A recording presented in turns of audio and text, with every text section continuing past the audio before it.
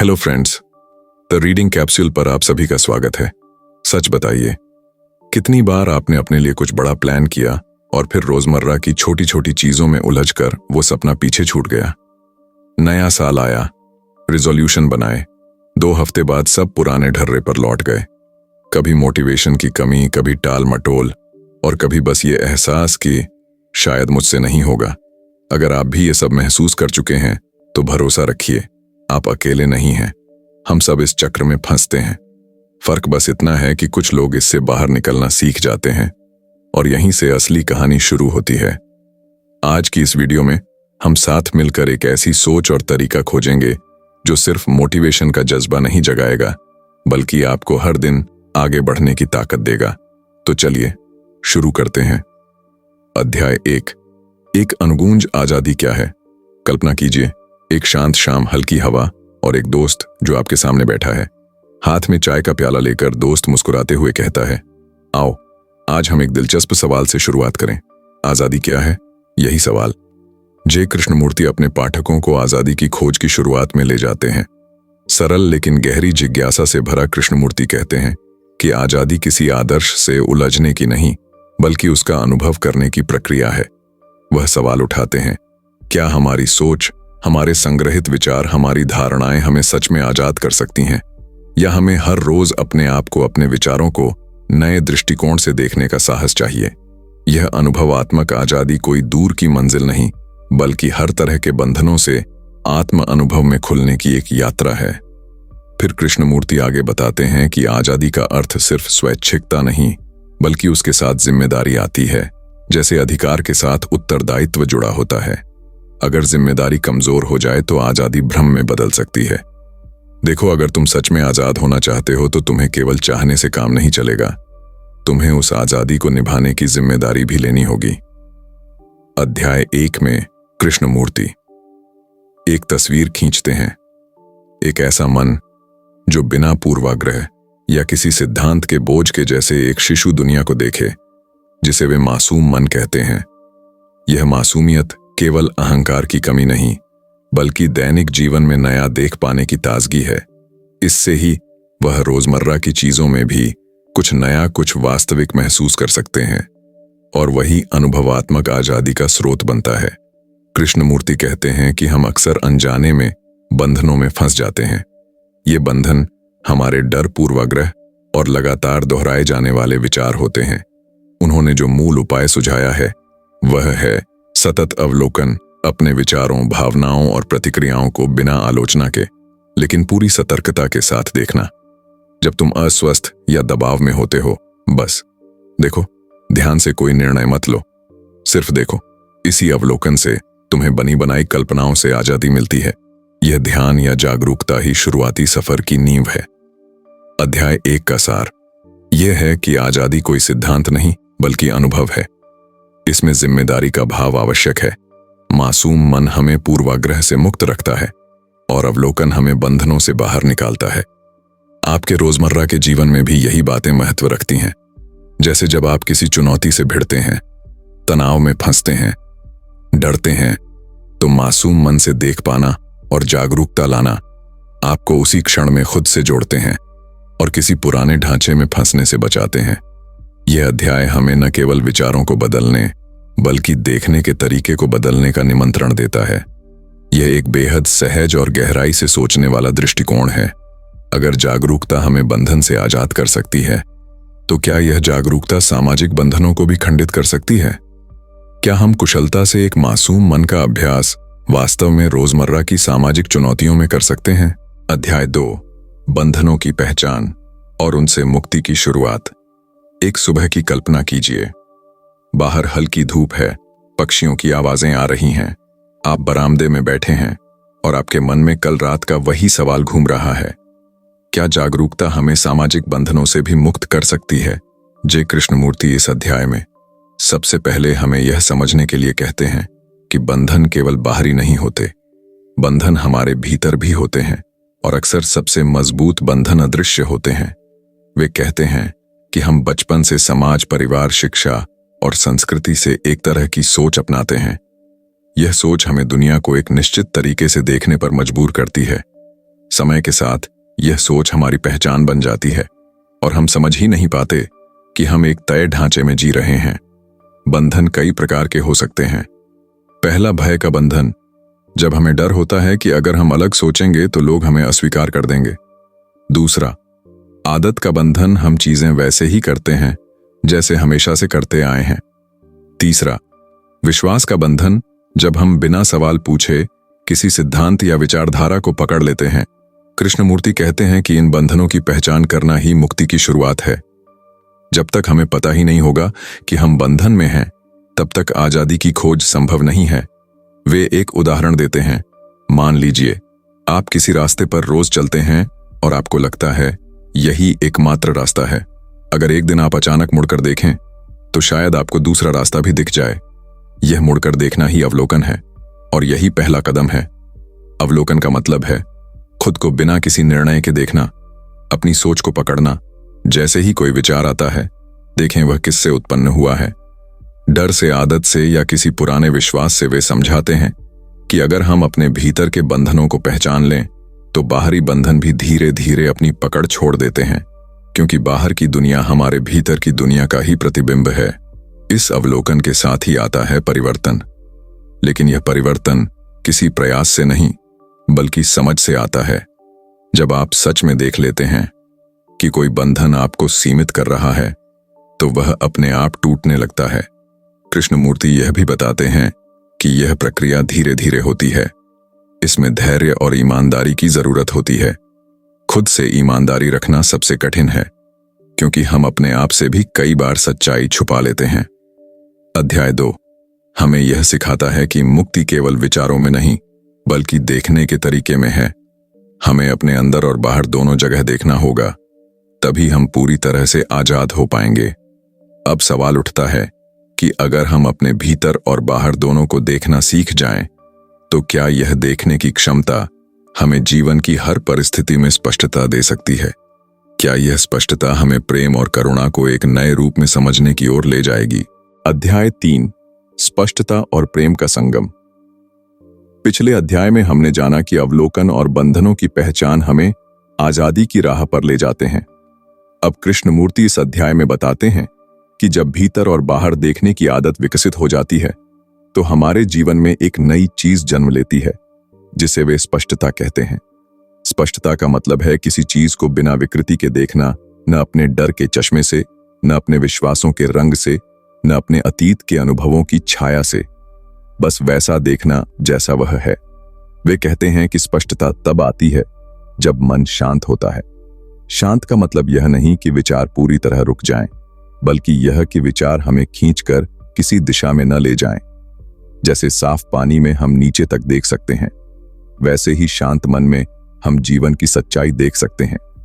इस स्पष्टता का एक स्वाभाविक परिणाम है प्रेम। लेकिन कृष्णमूर्ति का प्रेम किसी भावुकता या आदान प्रदान पर आधारित नहीं है। यह प्रेम किसी शर्त पर नहीं टिका। यह केवल तब संभव है जब मन में कोई बंधन न हो, कोई अपेक्षा न हो। वे कहते हैं कि प्रेम और स्पष्टता अलग नहीं है।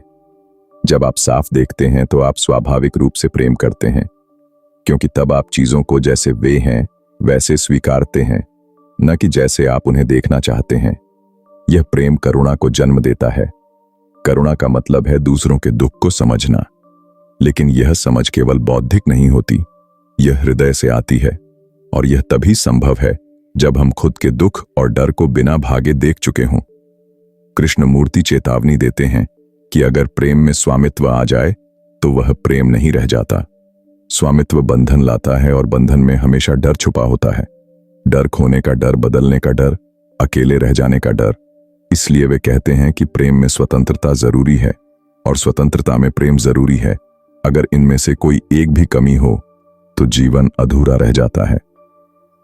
अध्याय 3 हमें यह महसूस कराता है कि स्पष्टता केवल सोचने का तरीका नहीं है, यह जीने का तरीका है। और प्रेम केवल एक भावना नहीं बल्कि अस्तित्व की अवस्था है। अब सवाल यह है कि अगर प्रेम और स्पष्टता जीवन की आधारशिला है, तो क्या हम इन दोनों के साथ जीते हुए संघर्ष और टकराव से मुक्त हो सकते हैं? क्या एक ऐसा जीवन संभव है जहां मन में बिल्कुल भी विभाजन न हो? अध्याय 4 संघर्ष, टकराव और मन की स्वतंत्रता। पिछले अध्याय में हमने जाना कि स्पष्टता और प्रेम जीवन की आधारशिला है। अब कृष्णमूर्ति बताते हैं कि जीवन में संघर्ष और टकराव अवश्य आते हैं, लेकिन उन्हें समझने और उनके साथ रहने का तरीका ही असली आजादी का मार्ग बनाता है। वे कहते हैं कि अधिकांश लोग संघर्ष को नकारने या उसके खिलाफ लड़ने की कोशिश करते हैं, लेकिन यह केवल और अधिक तनाव पैदा करता है। असली समझ यह है कि संघर्ष को बिना प्रतिक्रिया के देखना और समझना। संघर्ष दो प्रकार के होते हैं। पहला, बाहरी संघर्ष जो हमारे परिवार, समाज या दुनिया के साथ होता है। दूसरा, आंतरिक संघर्ष जो हमारे अपने विचारों, भावनाओं और इच्छाओं के बीच होता है। कृष्णमूर्ति बताते हैं कि आंतरिक संघर्ष अक्सर बाहरी संघर्ष से भी अधिक जटिल होता है, क्योंकि यह हमारे अहंकार और पहचान से जुड़ा होता है।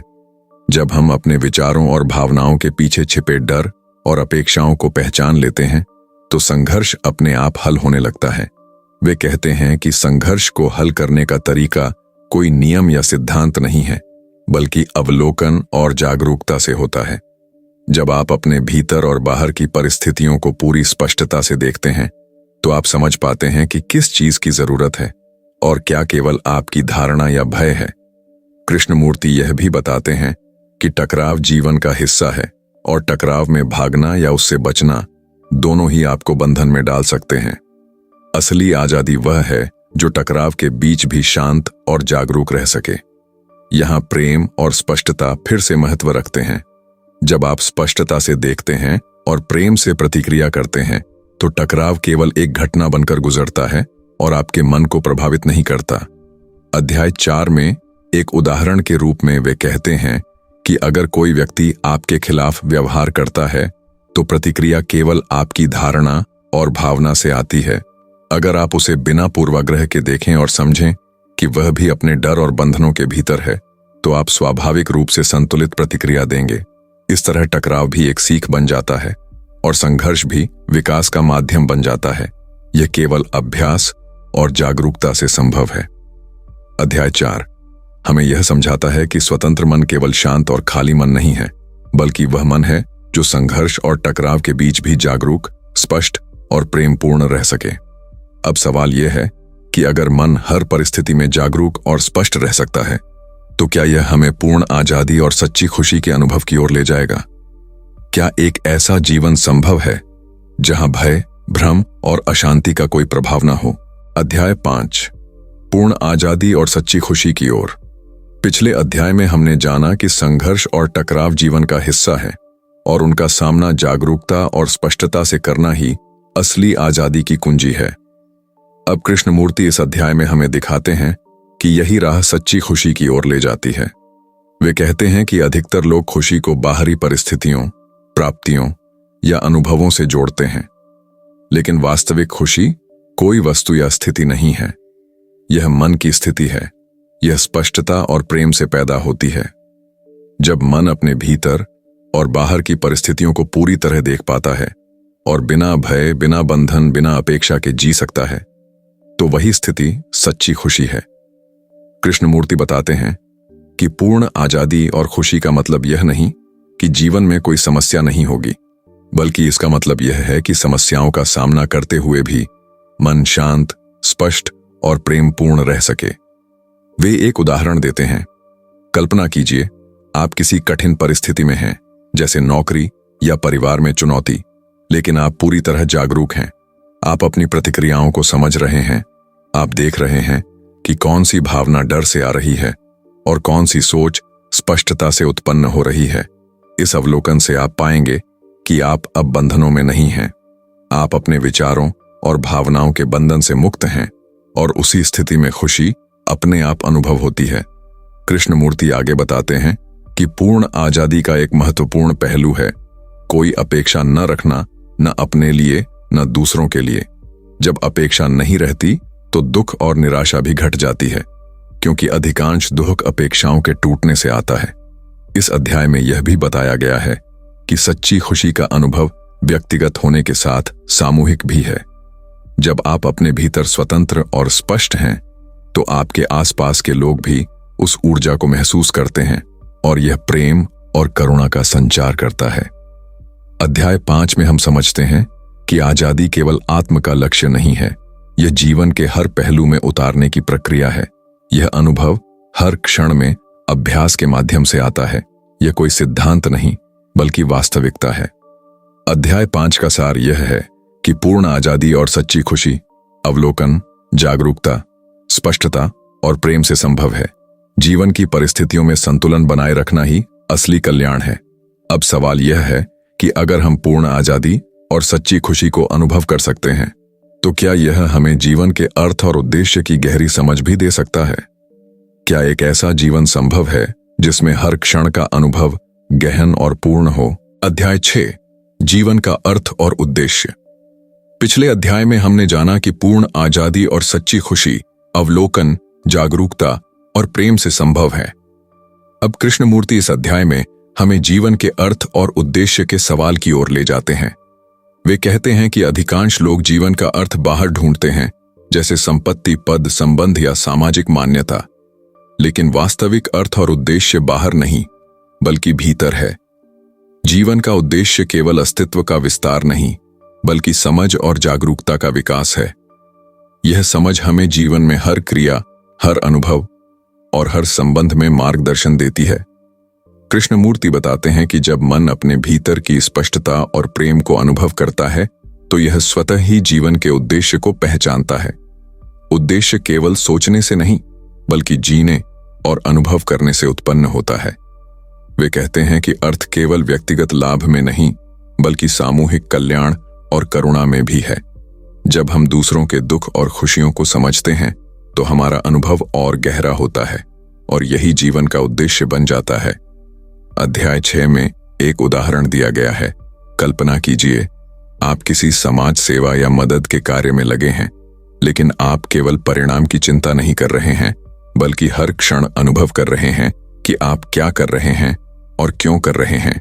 इसी जागरूकता में उद्देश्य और अर्थ का अनुभव होता है।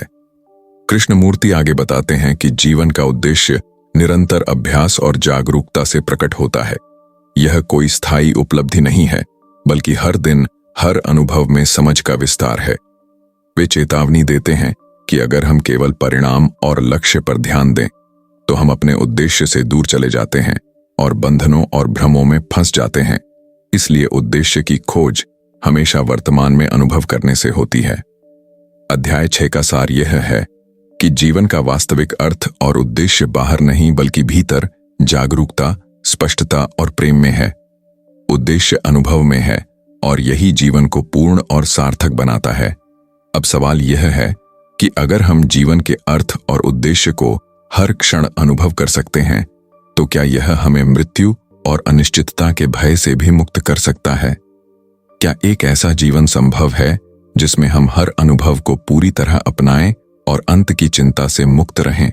अध्याय 7, मृत्यु, अनिश्चितता और पूर्ण आजादी। पिछले अध्याय में हमने जाना कि जीवन का अर्थ और उद्देश्य भीतर जागरूकता, स्पष्टता और प्रेम में है। अब कृष्णमूर्ति इस अध्याय में हमें मृत्यु और अनिश्चितता के सवाल की ओर ले जाते हैं। वे कहते हैं कि अधिकांश लोग मृत्यु और अनिश्चितता से डरते हैं, लेकिन असली समझ यह है कि मृत्यु जीवन का एक प्राकृतिक हिस्सा है और इसे स्वीकार करने से मन स्वतंत्र होता है।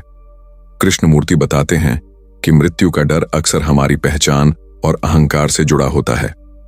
हम सोचते हैं कि मैं और मेरी पहचान हमेशा रहेगी, लेकिन जब हम अपने भीतर की वास्तविकता और स्पष्टता को अनुभव करते हैं, तो यह डर स्वतः कम हो जाता है। अनिश्चितता का सामना भी इसी तरह होता है। जब हम जीवन को किसी स्थिर योजना या नियंत्रण के बजाय अनुभव और जागरूकता के माध्यम से जीते हैं, तो अनिश्चितता भय का कारण नहीं बनती बल्कि नई संभावनाओं का द्वार बन जाती है। वे एक उदाहरण देते हैं कि कल्पना कीजिए, आप किसी बदलाव या चुनौती का सामना कर रहे हैं, जैसे नौकरी का परिवर्तन या स्वास्थ्य संबंधी समस्या। अगर आप केवल परिणाम की चिंता में फंस जाएं, तो डर और तनाव बढ़ता है। लेकिन अगर आप हर क्षण जागरूक और स्पष्ट रहकर अनुभव करें, तो अनिश्चितता भी आपके विकास का साधन बन जाती है। कृष्णमूर्ति यह भी बताते हैं कि मृत्यु और अनिश्चितता को समझना हमें जीवन की हर घटना का पूर्ण अनुभव करने की क्षमता देता है। हम हर अनुभव को गहराई से देख सकते हैं और उसे पूरी तरह अपनाते हैं। अध्याय 7 में यह स्पष्ट होता है कि पूर्ण आजादी केवल बाहरी परिस्थितियों या किसी सिद्धांत से नहीं आती। यह मन की स्थिति है जिसमें स्पष्टता, जागरूकता और प्रेम के साथ मृत्यु और अनिश्चितता को स्वीकार करना शामिल है। अध्याय 7 का सार यह है कि मृत्यु और अनिश्चितता का भय छोड़ने से मन स्वतंत्र होता है और यही पूर्ण आजादी और सच्ची खुशी का अंतिम अनुभव है। जीवन का हर क्षण मूल्यवान और पूर्ण हो जाता है। अब सवाल यह है कि अगर हम पूरी तरह जागरूक, स्पष्ट और प्रेमपूर्ण होकर मृत्यु और अनिश्चितता को स्वीकार कर सकते हैं, तो क्या यह हमें जीवन की अंतिम रहस्यमय ऊर्जा तक पहुंचने में मदद कर सकता है? क्या ऐसा संभव है कि हम हर क्षण को बिना किसी भय के पूरी तरह जी सकें? अध्याय 8, अंतिम निष्कर्ष और जीवन का वास्तविक सार। पिछले अध्याय में हमने जाना कि मृत्यु और अनिश्चितता को स्वीकार करना पूर्ण आजादी की कुंजी है। अब कृष्णमूर्ति इस अध्याय में हमें जीवन का अंतिम सार समझाते हैं। वे कहते हैं कि जीवन का वास्तविक सार किसी सिद्धांत, वस्तु या स्थिति में नहीं, बल्कि मन की जागरूकता, स्पष्टता और प्रेम में है। जब हम हर क्षण को पूरी तरह अनुभव करते हैं और अपने भीतर की स्वतंत्रता को महसूस करते हैं, तभी जीवन पूरा और सार्थक बनता है। कृष्णमूर्ति बताते हैं कि हमारी खोज हमेशा बाहरी नहीं होती, बल्कि भीतर की यात्रा है। यह यात्रा लगातार अवलोकन, समझ और प्रेम के माध्यम से चलती रहती है। हर अनुभव इसमें एक अवसर है सीखने और विकसित होने का। वे कहते हैं कि जीवन में कोई स्थायी परिणाम या अंतिम गंतव्य नहीं है, केवल यात्रा है, और यात्रा का अनुभव ही असली आजादी है। जब हम अपने अनुभव को पूरी तरह अपनाते हैं और उसमें बंधन या भय नहीं रखते, तो हर क्षण स्वतंत्रता का अनुभव बन जाता है। अध्याय 8 में वे जोर देते हैं कि स्पष्टता, प्रेम और जागरूकता केवल व्यक्तिगत लाभ के लिए नहीं है, बल्कि यह सामूहिक कल्याण और करुणा की दिशा भी दिखाते हैं। जब हम स्वतंत्र और स्पष्ट मन से जीवन जीते हैं, तो हम अपने आसपास के लोगों और समाज के लिए भी प्रकाश बनते हैं। कृष्णमूर्ति यह भी बताते हैं कि जीवन का अंतिम उद्देश्य केवल आत्मसंतोष या खुशी नहीं, बल्कि जागरूकता और समझ का विस्तार है। यह विस्तार मृत्यु और अनिश्चितता को भी जीवन के अंग के रूप में स्वीकार करता है और हमें हर अनुभव को पूरी तरह अपनाने की शक्ति देता है। अध्याय 8 का सार यह है कि जीवन का वास्तविक सार अवलोकन, जागरूकता, स्पष्टता और प्रेम में है। जीवन की यात्रा में हर क्षण मूल्यवान है और इसे पूरी तरह जीना ही असली आजादी और सच्ची खुशी है। दोस्तों, आज की इस यात्रा में हमने देखा कि असली आजादी और सच्ची खुशी किसी बड़ी उपलब्धि या बाहरी स्थिति में नहीं, बल्कि हमारे भीतर जागरूकता, स्पष्टता और प्रेम में छिपी होती है। यह समझ हमें बताती है कि हर दिन, हर अनुभव, हर चुनौती हमें सीखने और विकसित होने का अवसर देती है। अगर हम थोड़ी देर अपने भीतर झांकें, अपने विचारों और भावनाओं को बिना किसी निर्णय के देखें और हर पल को पूरी तरह महसूस करें, तो हम धीरे धीरे जीवन की गहराई और वास्तविक अर्थ को समझना शुरू कर देंगे।